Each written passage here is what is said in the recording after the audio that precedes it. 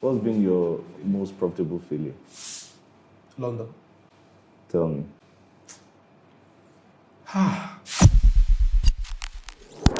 I think fashion is a very, very powerful space. More powerful than Afrobeat. They will understand later. Music is music, it's good. You don't play music in your grave. You were trying to redefine the space, lots of creative juices. But then you also have to evolve to build a business. Absolutely, yeah. That was the most important part. Charles Oronsaye is a renowned Nigerian fashion designer and entrepreneur. He took fashion despite studying law in the university. He is best known for founding Africana Couture, a luxury fashion brand that showcases African heritage and culture. His notable projects and achievements have reshaped the way fashion is portrayed in Africa, like the royal oath, the Africana experience, and the art of life. Where does this gift come from? It's not a gift. What is it? There is a heightened level of residual knowledge that comes subconsciously to you. It's a product of what you've seen, but you can't remember. Your brain just says, take it like this. It might be fine. Did you have to go to school to do this? I find people go to school, take courses for things that they will never do. Word on the streets is that there's no money in fashion. We understood early that people don't buy products, buy emotion. I made them feel. And you control the narrative constantly by what you put out. What goes on behind the scene to build such an empire? War. W-A-R. War.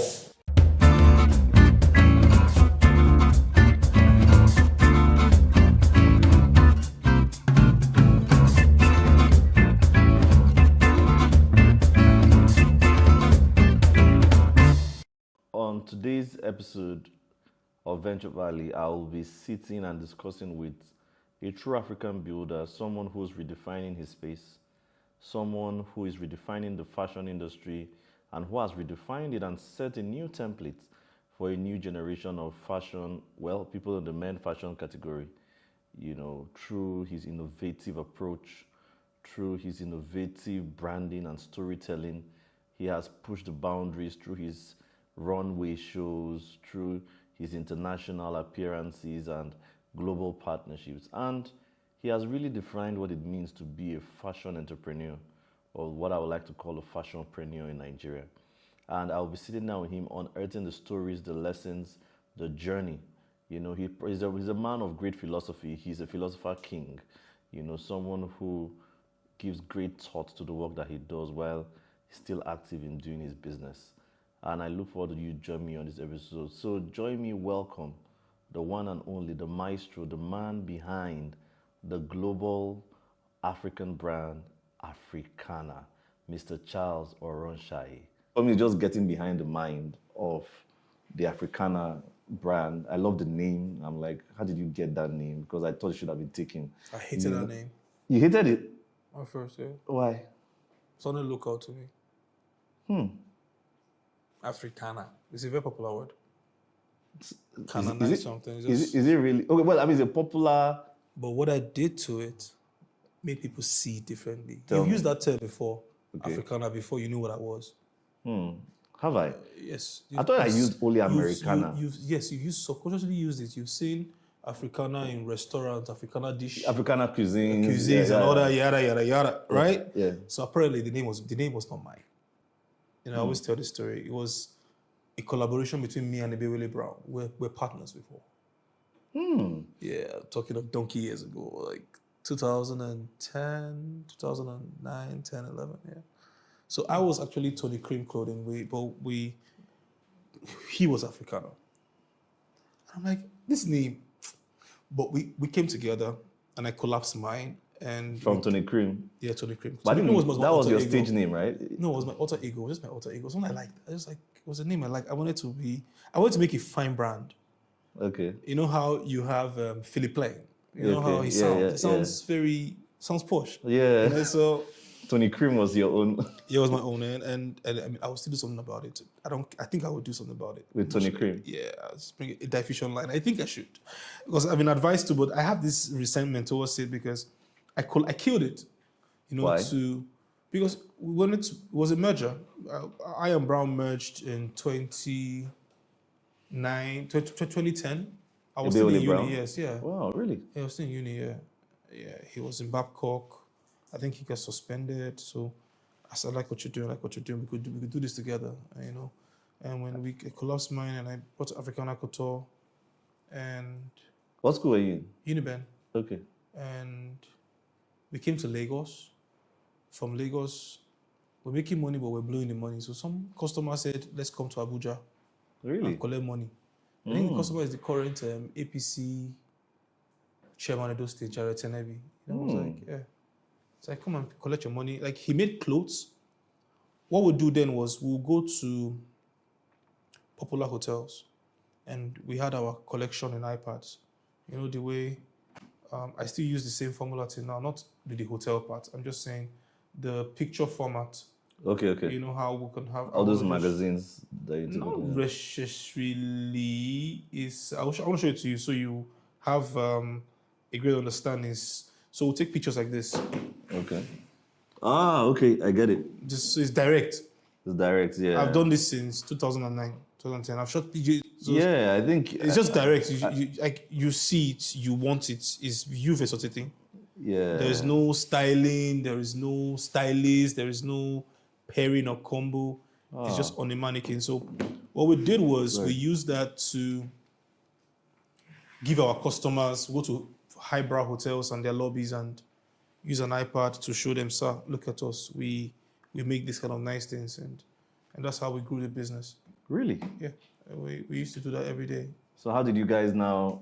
So what we do is if we hustle 10 people, we take the card and the office address for 8. And we take the measurement for 6 or 7. And we will take a deposit from 2. Because in that 10, 2 will be impressive. You guys are young guys, let me support you. Take it. And we use the money for 2 to do the remaining 6 or 7. And we deliver it to you. Even if you don't want it, we'll be like, So it's because of you're trying to look at these young boys. They're not stealing. They're not doing fraud. Let me help them. So we use the emotional blackmail part of it to help us, sir. And guess what? It's 9 out of 10. It's always a smash. Because the clothes are badass. Did you get it? So if you get it, that's how it works. You know, it was a case of this is great, fair pricing. I didn't need to make a deposit for it. And I love these boys, and I think it will go far. So what happens is when they wear it, they get so much compliments, and I guess to say, hey, where are you guys? Let's try again. So that's how we grew Lagos network, and we met Jared Tenebi in that same network. And then he said, "Come take your money." He made an order, and we delivered the order, and the order was like 120,000. Then 120,000 around 2000 Naira. 2011 was a lot of money. Was a shit, like that's the value of $1 million now. Yeah. But 120,000 naira was about dollar. Was almost $1,000. Yeah, that was $1,000 because of that dollar was 120. Yeah, that was about $1,000. So 2010, 11, no, 11, 2012. So he came, said, "Come take it." So I took a bus from Benin, and I came to meet him here. And I thought it was a gamble. I thought it was going to be like, those customers that would just lie to you and then stop picking your calls. But this time around, you were still students? I just finished. Okay. I was struggling with carryovers, with spillovers. I wasn't so good in school. I'm not going to lie about that one. And you're studying law? Yeah, I struggled. I won't lie. It was fashion that made me struggle. I wasn't a dull kid. I was very bright. But you were just distracted? I wasn't distracted. I just wanted a better life. I saw the zenith of my lecturers. I saw how they lived. People that had the best grades. I'm like, I don't think I want that. I don't want that. No. I didn't like how they lived. I have lecturers that I still have that taught me, that are still in school till now, teaching the same courses. Why would I do that? And they are professor level. So, and I'm like, no, this is not. I'm not. I mean, then I see people that are in the top of the legal profession, and I like, they are not doing politics or they are doing something. They eventually do business. Or is that one big company is giving you retainers? I'm like, to get to this ladder, you have to kiss a lot of asses and you have to do a lot of stuff. I'm like, no, I'm not ready. I want to do this. So let me go back to my story. We now got to the guy, and the guy's like, okay, what do you notice? When I met the guy in his apartment, Lily Court in Gariki. And he asked me, the first question he asked me, he said, sit down. He said, what did you notice when you came to the city from Area 1? You know, Area 1 was where the park used to be. Yeah. Not Utako now. It was Area 1. Yes. The Big Joes. Big Joe's. All the Lagos parks used to be in that Area 1. Chikasun. After the roundabout, the further down, where they have where they sell, things on the right? Yes. Shopping mall side. Shopping mall side, thank you. And I said, I saw everybody wear this thing I'm making. And I said, but you make a better version? I said, yes. He said, what does that mean? That my market is here. He said, leave Lagos and stop begging. Do everything you can and come here. And that was the best advice I received in my life. And that's how you moved to Abuja? I just told Brown, I said, let's move. He said, well, I said, I have a cousin. I called my cousin and I said, can I sleep on your floor for a month? I said, hell yeah, let's do it. And I convinced my brother. Until today, our lives have changed forever. You and Ebiwele? Yeah. So let me understand, like, you guys came to Abuja, a city you had not known anybody in except your cousin. 2012. The first thing, when we landed in 2012, first thing we did was went to the club. Wash, rinse, repeat the same formula that helped us in Lagos. Tell me, what's that formula? I show you my iPad. In the club? Of course, I'll show you the club. Yes, you're drinking, you're making stupid decisions. Of course. Some of the best deals I've made. So it wasn't the hotel this time around? Yeah, from the club, we found out the club was a bit tardy because someone would say A in the night and in the morning he says B. So we said, let's move from the club. Because, I mean, Charles had a network. Who's Charles? Play. Okay, yeah. He had a great network. Remember that? Yeah. This network that Charles is singing, he has had it Play network, yeah. Then Abuja was not like it is now, where then if someone had made money in government, we all know. Because you're in the club, you're popping. We all know who's hot, we all know who is not. You know what I mean? Abuja was one big happy family that revolved around Maitama, Wuse2. It's not that they turned all the houses in Wuse2 to plazas. They were people that their parents' houses were along Banex Road. Yes. You get it? Yes. Of people were living in Abuja was a living space, not a commercial city or rather a metropolitan city that they turned it to now. Yes. So then we all go to the same clubs. We finish on Play, we go to Grotto, Terminal 5, or we go to Aqua in Sheraton. I remember. They would end up at Drumsticks eating shawarma with our line, our numbers. You know, there was this one. So it was one happy family. So what I'm saying is, we used the same formula and we went to Hilton and we did the same thing again. And Hilton, we met our first takers, people that gave us money to start the job. So we're still making the jobs in Benin. Oh yes. When I was in Lagos, we were making the clothes in Benin. We didn't sew clothes. We didn't know how to sew. So you just had your tailors in Benin? Good tailors, and we told them what to do. And we had the eye for the detail. So you were not the one that trained them? Now I train. When I mean I train is I know my measurements, I know my stitches, I know my tension, I know all those things. But then again, we just knew how to make fine clothes. Where does this gift come from? Like it's not a gift. I'm not going to lie to you and tell you it's a gift. Tell me, what is it? It's like, look at this room. Why should that chair be there? Shift it. Let it be at the center. The two of them at the center. This one here. Put the camera. Put it closely. Let first of all, let it be fine. It's the same technique for plating and eating. So don't you think not everyone can do it, right? Everyone can do it. They just scared of it. It's like looking at a big a long stairway. But don't you think you are overlooking the fact that because you can do it, everyone else can do it? No, I believe that. Let me tell you something. Do you know how driving was when you first thought about it? Yeah, it was hard. Yeah. Are you driving today? Yes. What does it tell you?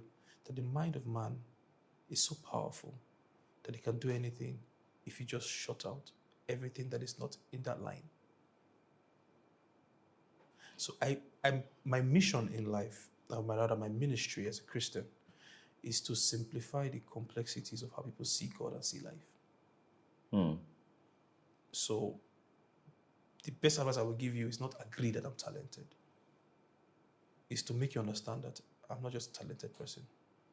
I made a choice to just do something very well that made you see me as talented. That's what talent is, actually. Ronaldo trains. Okay, Ashton All was trending in the last couple of weeks now. And he showed you his routine. He wakes up by 3 a.m. and trains by 4 to 5. Swims from 6 to 7.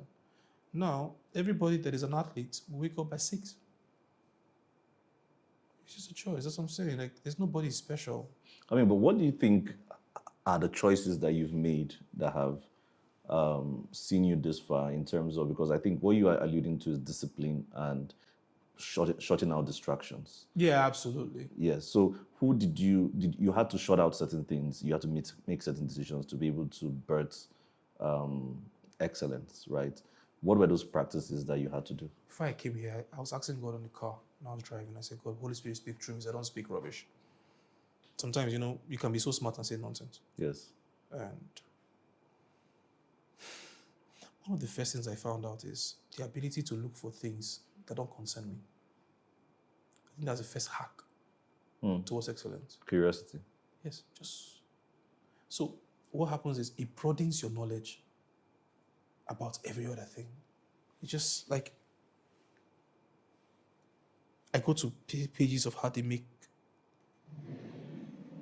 this mug.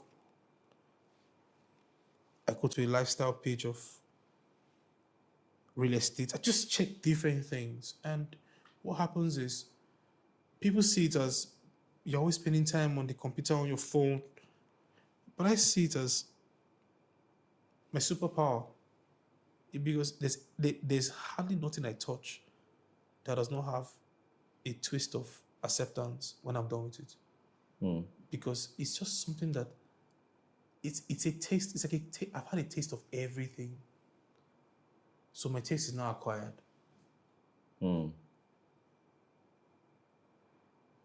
Like when I went to, I was designing my store in China last month. Okay, you have a store in China? No. I have a store. I'm renovating my store. Okay, you're designing it in China. Yeah, I was just designing in China. So when I saw something that I liked, I'm like, you know what? This could be better with metal on the stuff. Remove this. And even the guys were like, oh yeah, wow. It's not because I'm talented. It's because I involved myself in looking at things. So what happens when you do a lot of R&D is there is a heightened level of residual knowledge that comes subconsciously to you. It's a product of what you've seen, but you can't remember. But you just have a way of, your brain just says, take it like this. It might be finer. So how do you train that level of, that creative eye? Stay curious. I always stay curious. Even when it's boring. Because when you do the boring stuff, you are just an inch away from the extraordinary. Yeah, I spend time doing the boring stuff. What's the boring stuff to you? I will finish a whole thread on Instagram. A whole thread? A whole loop. You know your infinity school. I'll get to the point where to stop. I know everything that's going on. I know who's hot, I know who is not. I know what's trending, I know what's good. So you're studying the culture? I study the culture, I study the cadence, I study everybody. Like I'm wearing Africana. Will you be Africana? No, I mean, it's great work. It's clean. Because I know that this is the standard. You spoke about social media. That's one of the ways you feed your social creativity. media, everything media. So how do you take courses? Did you have to go to school to do this? I didn't go to school. I don't know. I don't know if I sound very ignorant when I say. I always tell people these things. Most of the time, I find people go to school, take courses for things that they will never do. I find people use first world solutions to solve third world problems. Yeah, I think I came across someone who said most of the time when you go to do an international MBA, you come back and you find out that you can't apply anything you learned. Yeah. Someone will tell me I went to school to study fashion. The business fashion. I'm like, are you crazy? Fashion in Nigeria does not even have a spine. What does that mean? Can you unpack that? Good. It's structureless. It was like banking in the 50s. That's way back. That's where we are in fashion now. There's no structure, there's no guild, there's no guidance, there's no color, there's no timetable, because we have not raised world-class pillars in Africa. We have raised them. They have not just taken their throne yet. Because they still believe that until a collaboration happens, validity steps in. I mean, it's valid for, let's just say, a Gucci takes a Maatafo, Okay. and they do a suit collection. Mine will be spoken about. Mine will be more desired. But I always tell people that may never happen, because they want our market. They don't want our talent. Yeah, I mean, Rather, they want our talent to net our market. but they are not really looking to. They're not looking to help. Nobody. I was telling Brown some days ago. I said, that seat on that table will bring our chair. Well, nobody will bring it for us. Make your chair, bring your chair, sit You down. bring your chair and sit down and say, this is my stake, this is my claim, this is my chair. And speaking about Brown, like, how did you guys evolve? Because, I mean, now there are two independent brands. Yeah. You guys are no longer together in one singular entity. How did you manage that? This thing, because obviously, for what you're saying, you guys are still friends. Yeah, we have the same interest. It's like iron sharpening iron. We have the same interest, and So there was no bad blood there. there was. Really? So how did you handle it? It's the maturity. The bigger the goal, the smaller your ego. I like that. The bigger the go, the smaller your ego. Your ego debt. Why? Yeah, that's what I would ask. Why? Because there is an industry that is not shaping. Okay. There is an industry to shape. Hmm. My goal was beyond conquering a market. Our goal, me and Brown are living our dreams. I think we are responsible for the new generation of fashion designers that exist in Nigeria today, even with the old generation. With all, I say without fear, a bunch of things that we have done, the billboard, making the clothes clean, making the clothes look like it's not native, the diffusion into ready-to-wear stores, the diffusion to ready-to-wear kaftans, all that semantics, the fashion shows and all that stuff everybody's copying now, that was my wave. Yeah, that was out of my thought process. That was like, it could be better. So where we've taken Nigerian fashion industry to, men's fashion industry to, shoot, quality shoots, video shoots, how it looks as if then I remember I used to travel to London to go and shoot. Brown used to travel to Paris to go and shoot. Brown shot in Dubai. Before the whole Dubai debacle, Brown used to shoot in Dubai with Ferraris. He's saying, if you can check his page, go look at it. Yeah. That's what I'm saying. Like, I go to Budapest to shoot. If you see, so like those things were things that we used to dream about. But we're like, man, let's pull it off.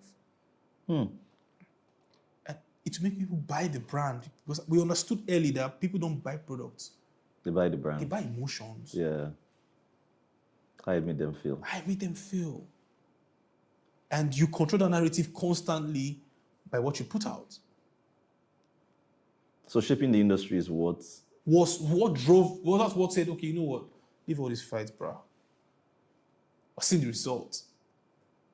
Yes, we are separate brands.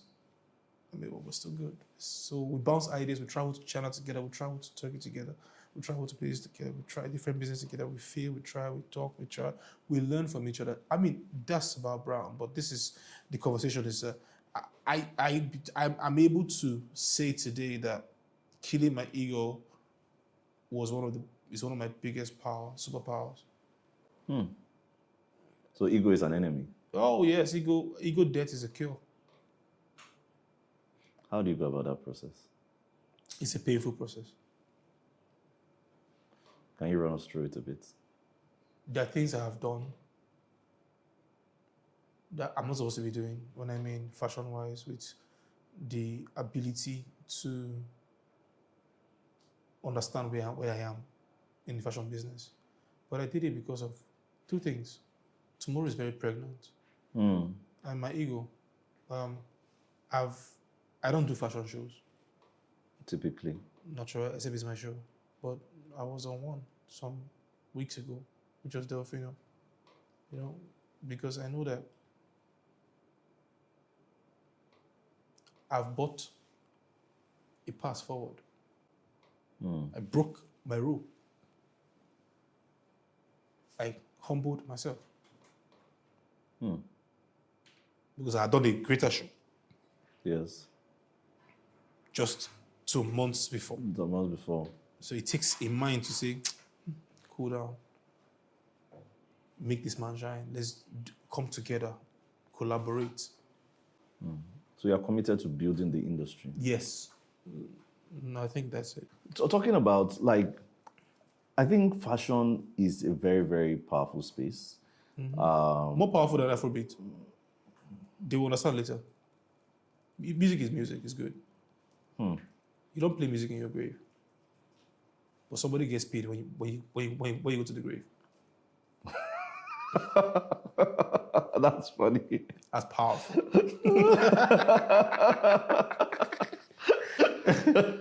Italo gets paid. Someone gets Even paid. if you're a Muslim. Well, I mean, the fabric, right?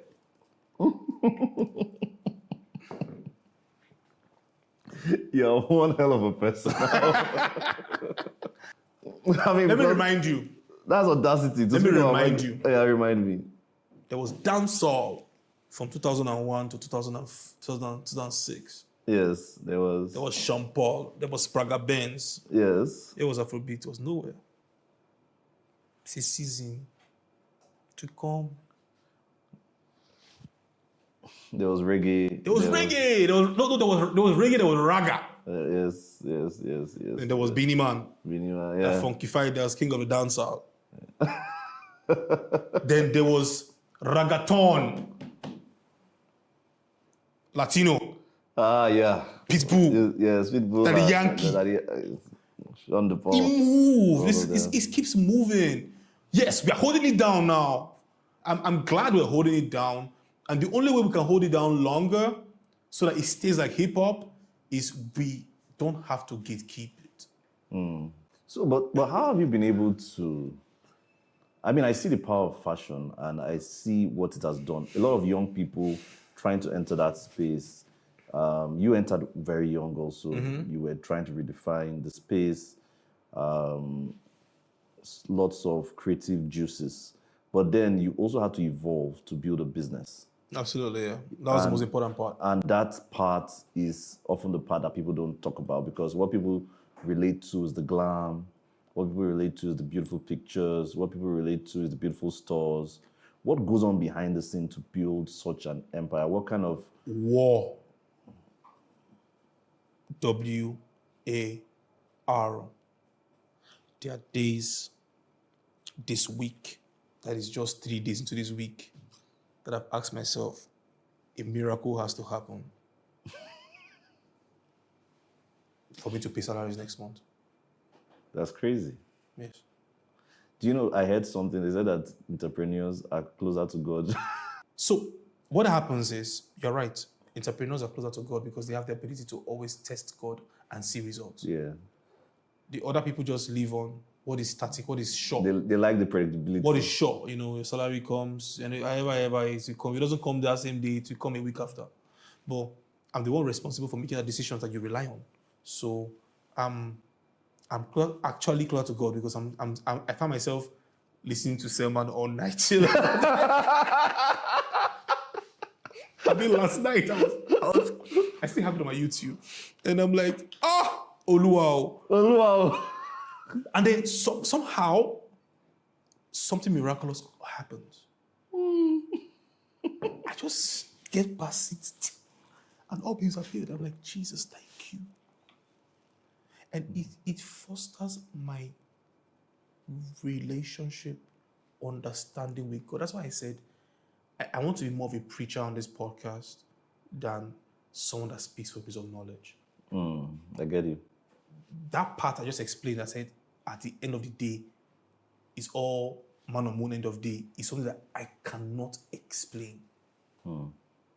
There's a customer that comes somehow, somewhere, that says, okay, yeah, let's get it done.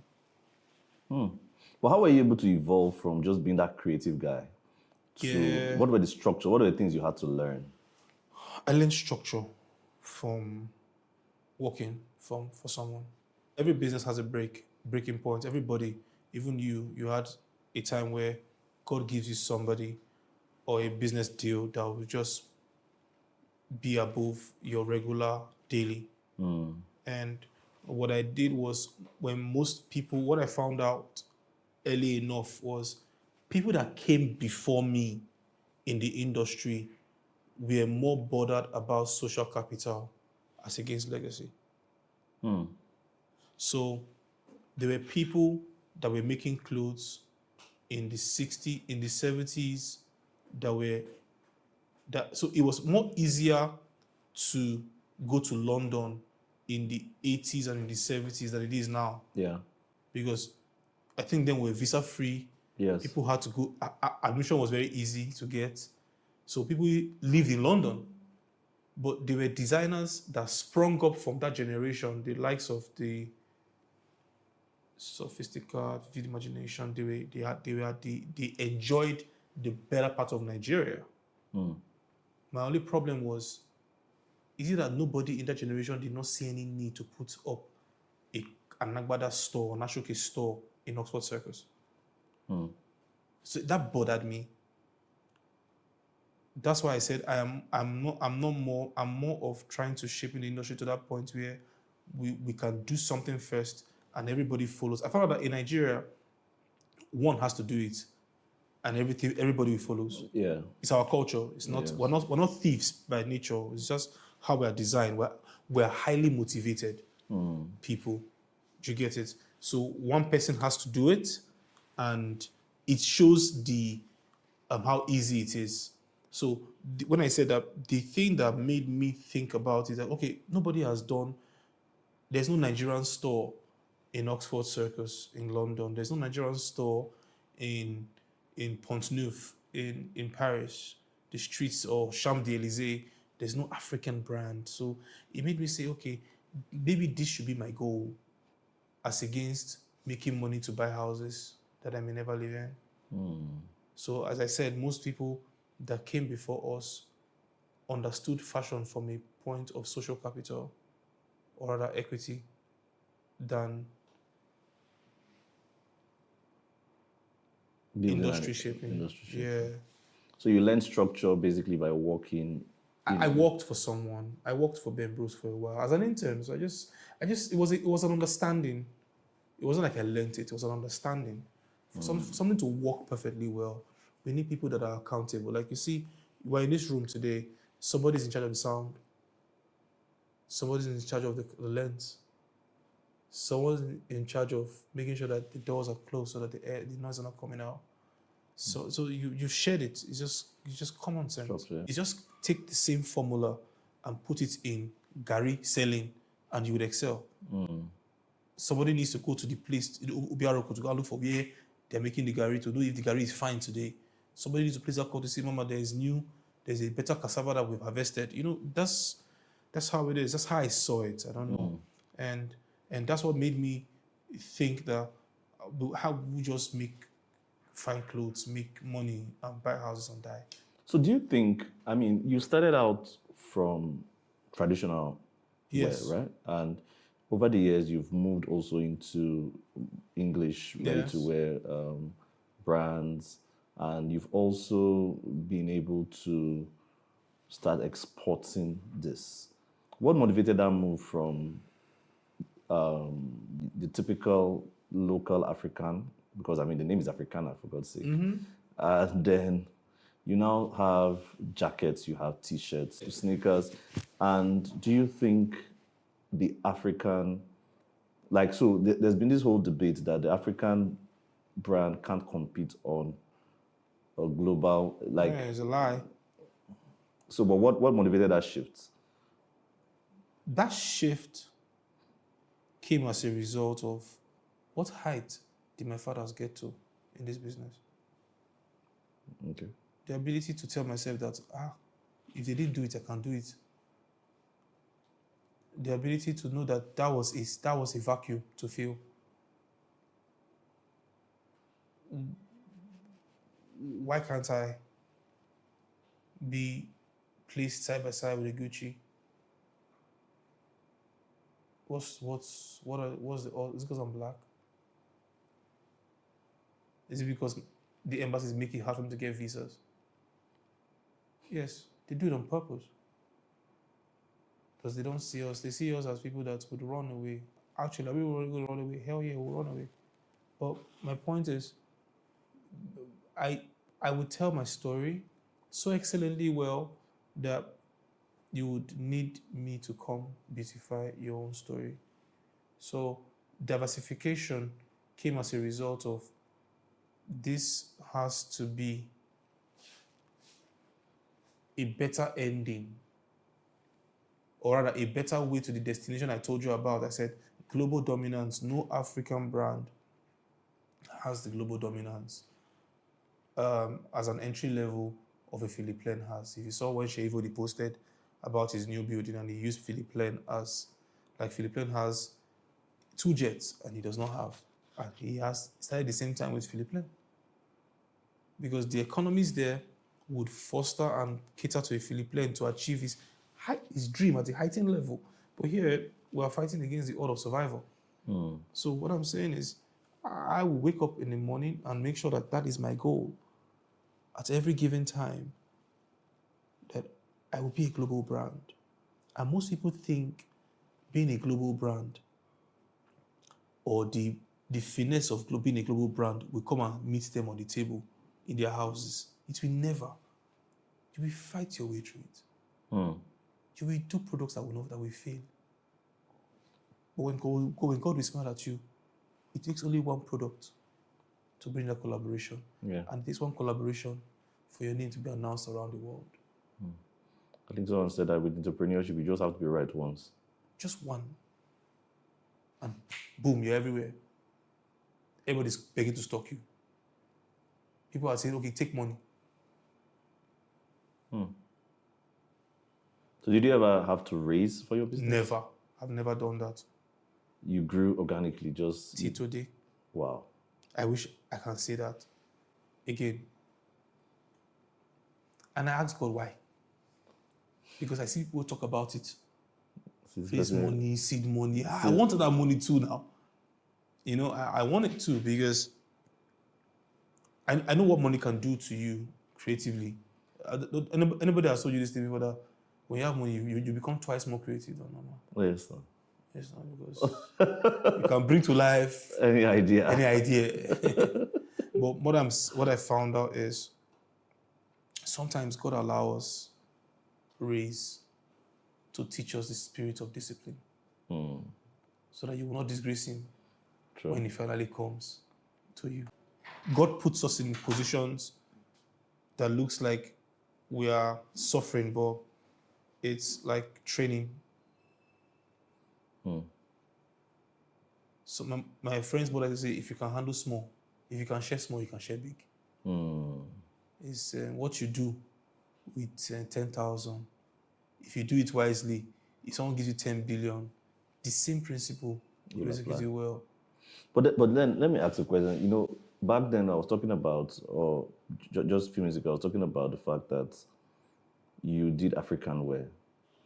The switch to English wear, not the switch really, I won't say the switch, the expansion to English wear, adding to the variety. Do you think African wear has the capacity to give us global dominance? It does. Like such that we can have a Jay-Z wearing an Africana piece. Yes, it is. But you see, let me start from 2 And what do you think are the bottlenecks we need to overcome? So I don't get lost.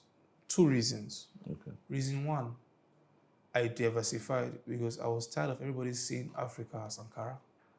Okay. You know, the first thing they think of African clothes is print. Yes. When foreigners come here.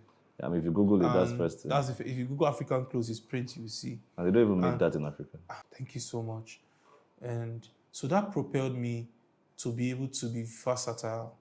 So what I now did as a second plot is for me to get Jay-Z to wear African clothes so well, I have to make Western clothes in an African way so well that I will first drop that fence of can you to let me try something exotic from you. I have to break that wall of I don't think you can. To can you give me something very exotic that will make me trend? Then I will not give you the African way. I think I call it the injection mode. You inject, you don't blanket. You don't force everybody to wear African clothes. It will not work. Kim Kardashian will not wear. Well, actually, I was telling somebody, I said, Met Gala happened, and all it took was 3 days or 5 days after AMVCA happened. And they will not realize that every Saturday in Nigeria is a Met Gala. Yes. It shows you that we're talented people. But we need that one thing. So the people that we're trying to appeal to, the market, let me not sound ignorant. The market that we're trying to appeal to, we need to tell them how it's done. We need to reinvent what they've done better than what they've done to break that wall that they have towards what they've done. They now give them what we have done to say, we think this is better. And do you think they've come to appreciate that? It's relative. They're culture vultures. What does that mean? What I mean is relative is there are people that exist that will say on camera they appreciate it. There are people that exist on camera that will jump on it because of the attention it gives them. If you go online, you see a lot of black owned. It's a wave, it's a trend.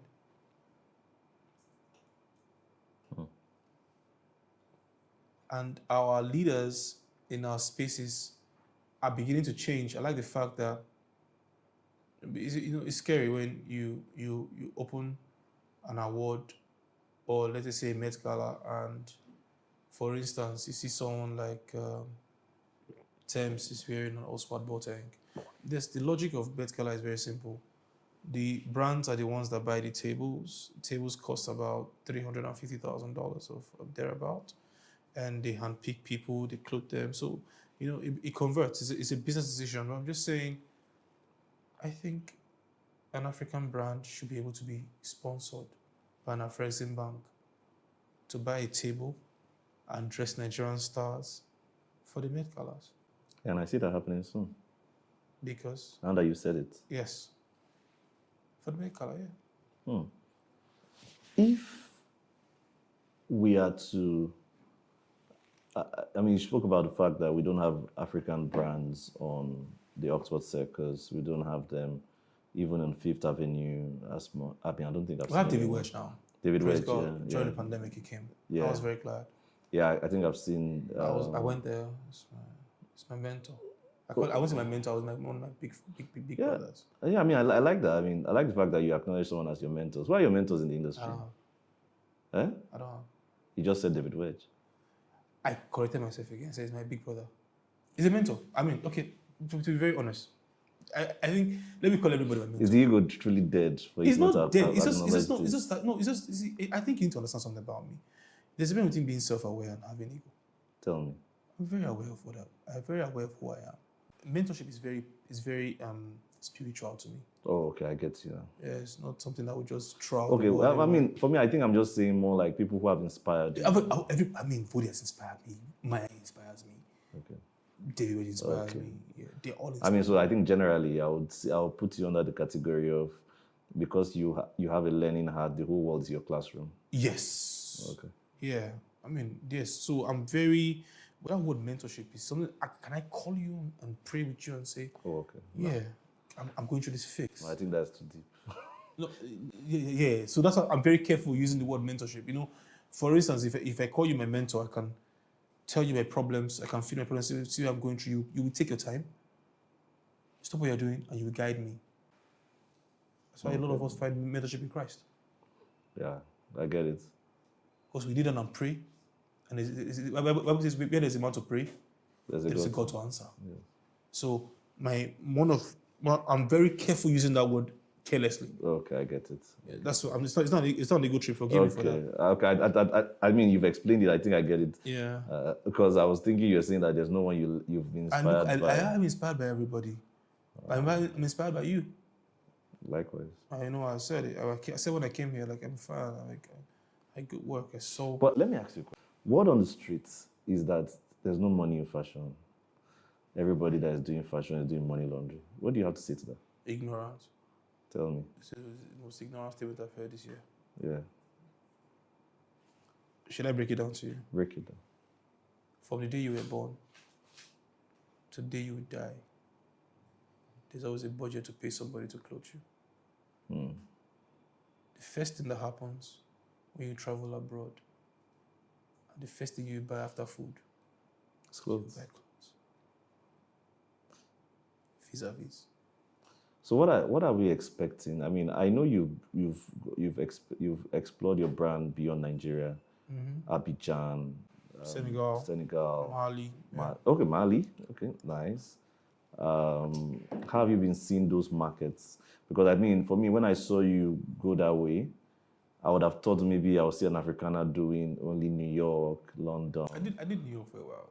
Okay. I closed it down. Why? They didn't understand. I think if one of the things one of my failures early in the business, the urge to run faster and not understanding markets. I did New York for a while.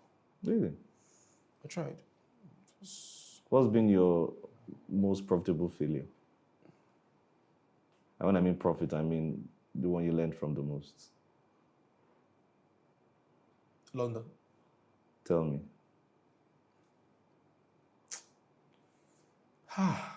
And I did African Experience Live in London. I didn't understand. I did a lot of promotion. I did everything right.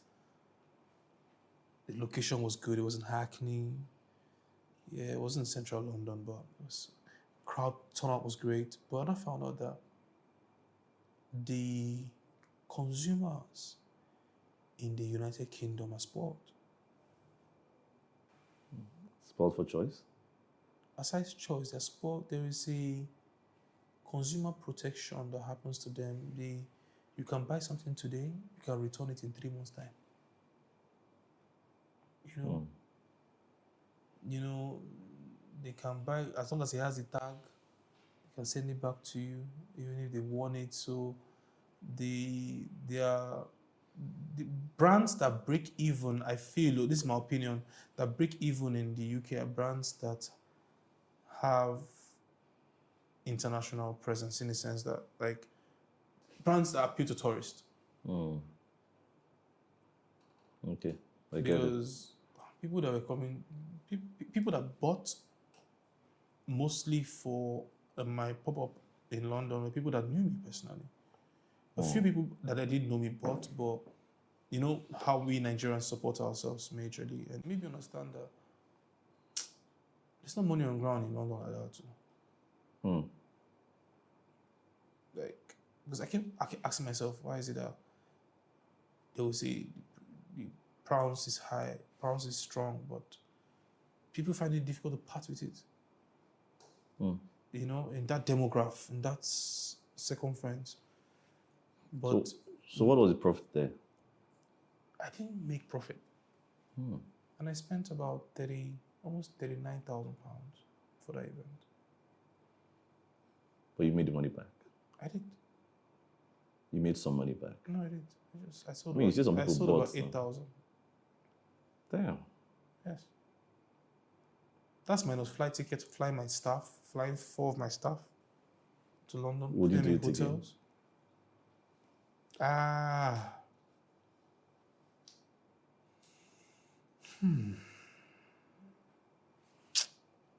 As of last year, I said no. Because, if I spent that money in Nigeria or an African country, You'll see I'll more break results. even. Like, even if I don't break even, the buzz it will give my brand, it will propel my brand. It's the same lesson I learned in floating a store in New York. Is don't be in a hurry to run to the West. Be a lion at home. Sometimes home is sufficient enough for us. I need to be a god at home. And there are 2 kinds of lessons you have in life. There's curriculum lesson, and there's lesson that you take to the bed. Like, okay, I use it whenever I want to use it. That's a curriculum lesson. As in, this is it's statutory to me. That first of all, Charles, before you, even if anybody gives you $1 billion, make sure that the home feels the pulse before you begin to suck up to the West. That's powerful. Because you will find yourself moving like a headless chicken. Before I put a store outside Africa, I would touch all 4 points. East, Up, north, east, south. north, and south. First. Once you make your home better, they will respect you outside. It's better to say, I have cash flow from South Africa, Kenya, Marrakesh, Nigeria. If I'm going to Paris, I'm going with the whole content on the back. So the consumer base that would buy already have heard stories from where they come from, but they are all living in diaspora. So if I'm taking money from anybody, I've guaranteed you your money back. You know what I mean by that, right? But what has been like? I mean, you guys pioneered I would say pioneered really in the grand scheme that I'm aware of. Yeah. Because I don't want anyone to fact check me now. But ready to wear African. I started it first. No, I would say, let me say something. Let me use the right word. Okay. I started the first ready-to-wear boutique in Africa. For African fashion. Yes. Okay. That cost me $100,000 a year in rental. Did you make your money back? I started that business. I paid my first rent in 2019 in Jabi Lake Mall. The first time the company ever paid its rent was 2023. What? Yeah. So is it that Nigerians don't appreciate ready to wear? No, they didn't understand it. Okay. Like, as I said, you don't blanket people into understanding your ideologies. You inject them. I'll give you an example. I made boxers in 2019. I made 10,000 boxers in 2019. 10,000 boxers. Yes, in Turkey. Don't forget. They were in my house looking at me in the pandemic. Eh? They were in my house. They were in my living room before the pandemic. Okay. 10,000 Boxers. packets of boxers. I want to die. Who sent me? What happened? The pandemic happened. So things are moved. When they were buying the boxers, nobody had money nobody could fly to London to buy M&S, Marks and Spencer again. So they now let me buy the one that I'm seeing in the store. I'm like, oh, it's not actually bad, it's great. And that's how I smoked the first batch. And then, okay, let's try his kaftan. Apparently, My diversification journey started from the mistake of, let me make a t-shirt that my staff will wear on the day of opening the first ready-to-wear kaftan store. The t-shirt will have Africana. So the MOQ was 100. They will not make 50 for me. So, and I made 100 of Africana X, shiny foil. And in the day of the opening, we were buying the Africana shirt and not buying the kaftan. That's why we'll die inside, though. Are you serious? I swear. That's why I started making t-shirt. I said, he catch, we die here. But so people said, now I cannot say 2023, 2024, 2025, I'm not able to sell kaftans millions daily. Because people are now doing it. As I said earlier, I don't remember, I said, Nigeria is a place where until other people start copying it, it's valid. It's valid, yeah. It's not valid first. So now, when other people saw the viability of, I will go into a store, I will not wait, I will wear, I will try.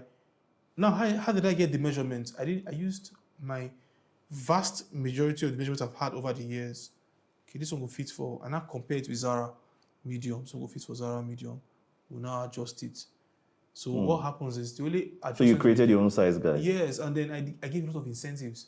I do alterations for free. I do adjustments for trousers for free. If you buy 3 kaftans, I will give you card holder, or I will give you pen. So I had to nurse, or rather baby the customers to understanding it. But it started paying off 3 years after. So that's why I said that diversification came as a result of 2 things. One, necessity is mother of all invention.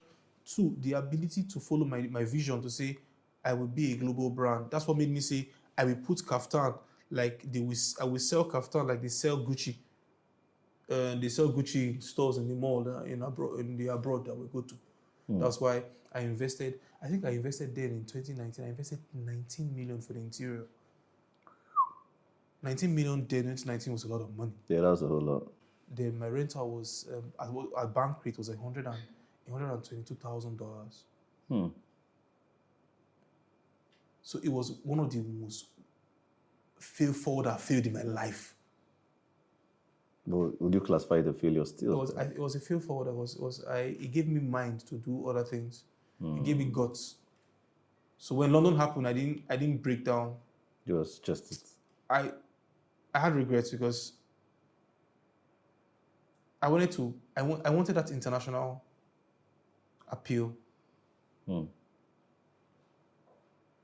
Not knowing that if I put that money to strengthen my local appeal.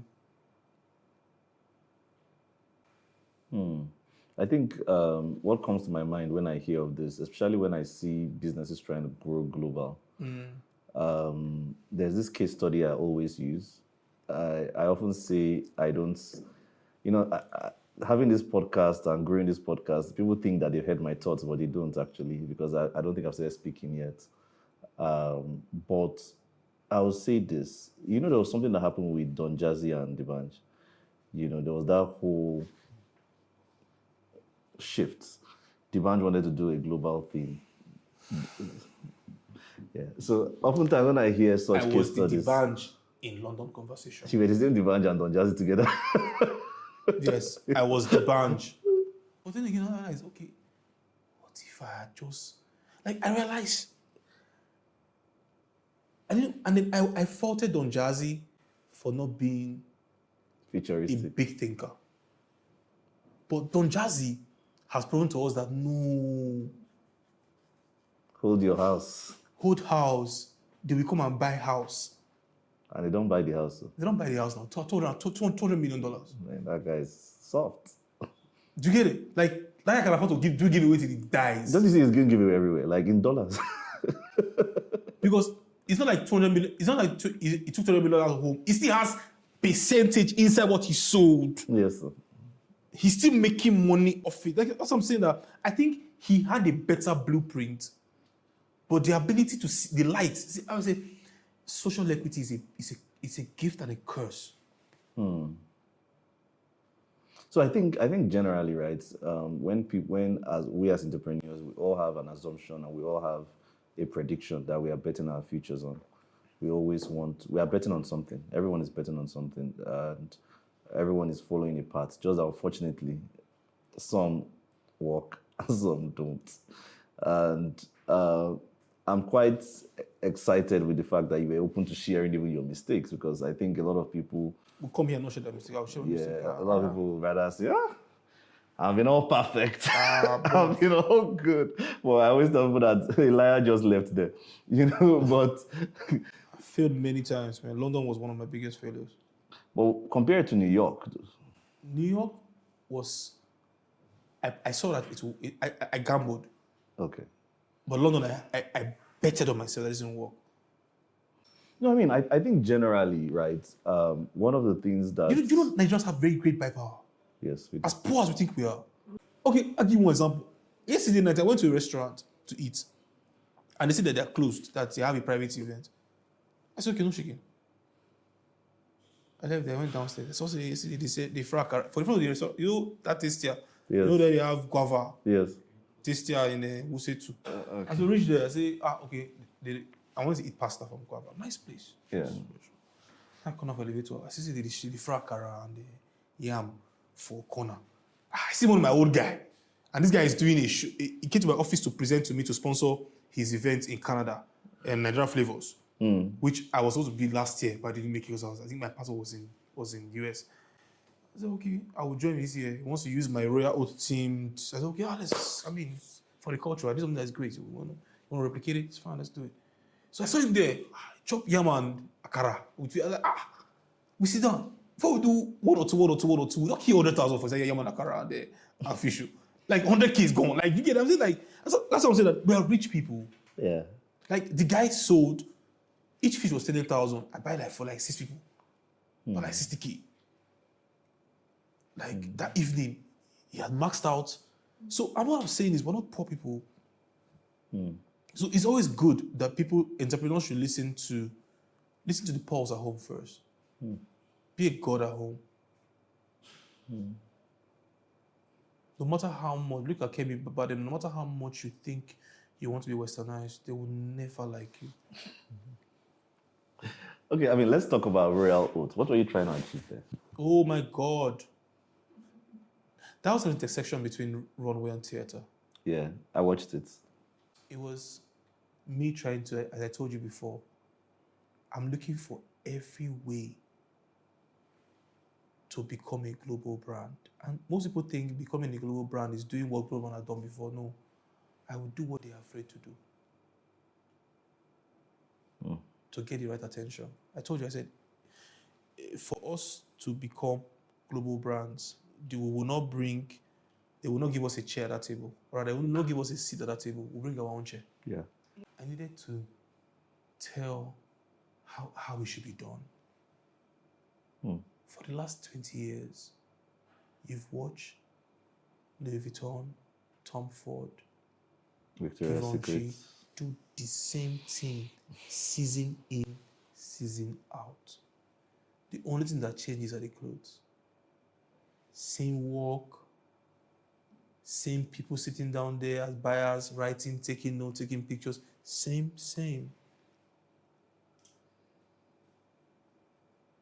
Flip the script. That was a real celebration of Edo cultural heritage. Yes, and then it's very exportable. Yeah, it is. That was a fine line. Most people miss in building products, and I'm very glad that the person that is coming next understand that assignment. You have to build something that's very exportable. It will give them chills. If I do a Royal Oath in Paris today, I'll destroy the set. I will send everybody, both big names, big brand groups, they go to a drawing board because they've not experienced it that way before. So are we expecting one in Paris or London? Absolutely, yes. So let's talk about building products, right? And I'm fixing to... There is this idea of perceptive demand when creating products. And building products for, like, do you build for what your market needs, or how do you sell something that you've not seen a product in the heart? Like, do you dictate to your market what it needs? The market is very unpredictable because, as I said, there's so much information flying around. Tastes are being refined every day. One of the things I've found out is, before now I used to be produce outside Nigeria because, yes, now we don't have the work culture to. You can't have a Zara Spring of Nigeria. No, it's not possible. Not possible. Even if you put $1 billion, Nigerians will not work. You see Nigerians that will work, collect money, and run away. No, you automate the factory. And then it's almost impossible to do that because they're making garments, people's sizes changes. So what I'm saying is, I used to be after Nigeria, but I realized that the outside Nigeria production I learned this first quarter of this year that after I built a factory, I have a factory I built. I don't know if you've heard of it. Yes, tag factory. Tag factories. So I built a tag factory and I realized that something tag factory allowed me to do was going to China. If I was to produce this in China, they will give me MOQ of 100. 100. They now have sense. It's not 1,000 again. It's now 100 per color because they know that they need to take the small market. They are still even learning on the job. So when I realized that I need to sell 100 of a color, and that's a lot of money. Let's say we are producing at $100 for one. I need to have $10,000 on one garment, one color. Well, let's say that money. But what Tag Factory allowed me to do was I could produce 50, I could produce 30, and I could test the market with minimal risk. Interesting. So it now made me to shift my message from start looking for production outside Nigeria to say, I think we might come back and let's produce at home to be able to have the freedom of expression. Because in expression lies conversion. True. Because you can, I don't know if this happens to anybody in this room. If what you design that you like the most is what the customer hates. Yes. It happens to me all the time. Now, what I like customer don't like. What I hate, like customer they swallow. I like the t-shirts. You get it. You get yes, and even design-wise, I'm like, okay, you know, I think that means I need to have a place where I can generate my ideas and keep testing the market as small batches. Whatever works, we scale. Okay. Then we take abroad to scale. Whatever is a smash hit.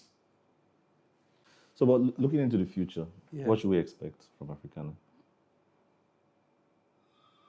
I think I'm in the coaching phase of my life. Okay. I'm not going to just tell you, I want to plant stores everywhere. Sometimes if you plant the stores, you make money and then you die. What else? Yeah. I think I'm on the impact phase of my life. I feel like it's a phase. I don't want to brag and say that I want to impact it, I die. I feel like it's a phase because I've realized that after just making the money, what next? Yeah, fair enough.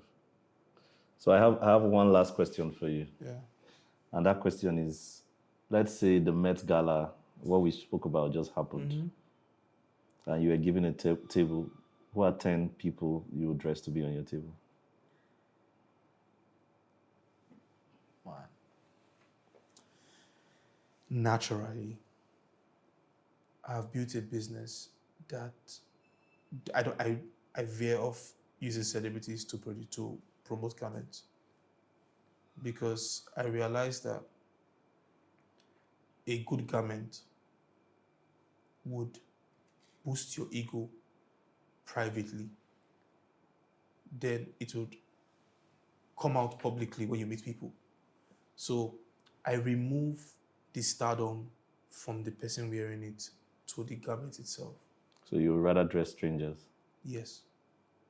Because the big star was once a stranger some time ago.